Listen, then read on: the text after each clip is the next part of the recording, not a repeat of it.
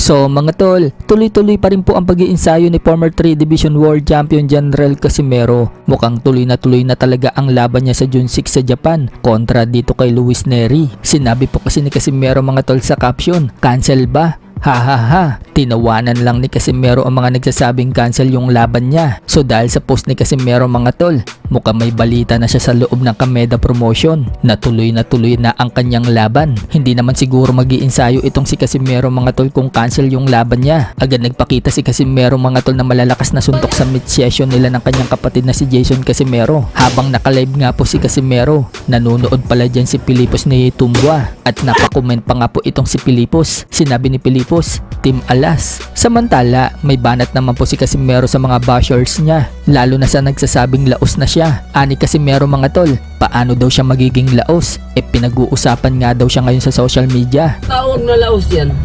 Bakit ngayon sa social media, pinag-usapan na tayo? Hindi pa nga daw siya niyan lumalaban, pinag-uusapan na daw siya agad. Iba daw ang karisma ng Cuadro Alas, habang yung iba daw dyan, hindi nga daw alam na may laban na pala. Umiingay lang daw yung laban kapag minimension niya yung pangalan. Banggitin nga lang daw niya yung pangalan ng boksingero, nagtitrending na. Yung iba nga hindi na natin alam na lumalaban. Pero kapag babanggitin natin, ayun. Nag-trending na naman ngayon yung ano mo Banat pa nga po ni Casimero mga tol, mas lalo daw maiinggit sa kanya yung mga bashers niya kapag pinabagsak daw niya itong si Luis Nery. Napamark my word pa nga po dyan si Casimero.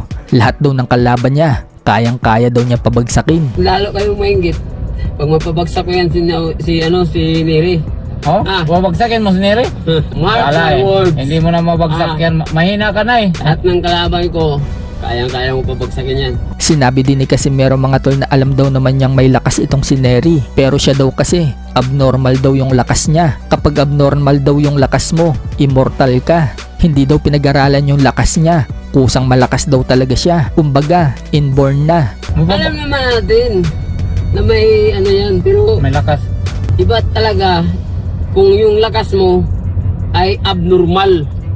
Pag ikaw ay abnormal yung lakas mo, Immortal. immortal ka. Sa ibang banda naman mga tol, Jerwin Ancahas, ginagawa ng halimaw ni Memo Heredia. Si Memo nga po ngayon ang mahawak kay Ancahas mga tol bilang strength and conditioning coach. Sa mga hindi po nakakaalam, sa June 28 na po yung laban ni Ancahas, kalaban ng undefeated boxer na si Omar Trinidad. Sa Supa Boxing na nga po lalaban si Ancahas. Matinding nga po itong makakalaban ni Ancahas dahil wala pa itong talo.